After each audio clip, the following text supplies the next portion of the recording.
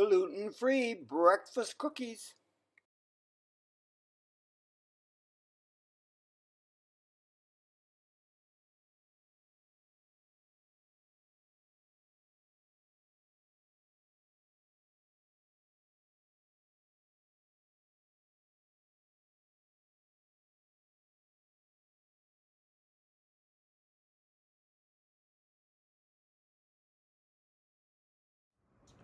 First of all, I'm going to put into my bowl here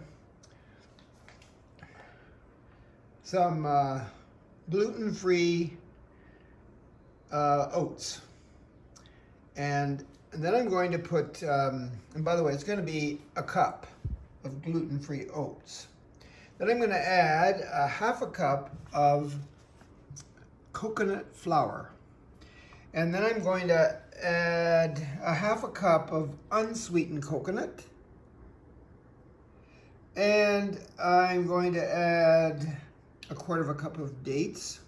They have no pits in them, and they're going to chop them up. And a little teaspoon of cinnamon over here. And maybe a quarter of a teaspoon of allspice. And I need a little pinch of salt. There's my salt right there. And then I'm going to mix all that up, and then I'm going to add to it some peanut butter, all natural. How much? About a half a cup. And then I'm going to add a quarter of a cup of my maple syrup and a quarter of a cup of melted coconut oil. I'm going to melt that. Quarter of a cup of that, and then 2 tablespoons of honey. There's my honey. Got it at the market. As pure as you can get it.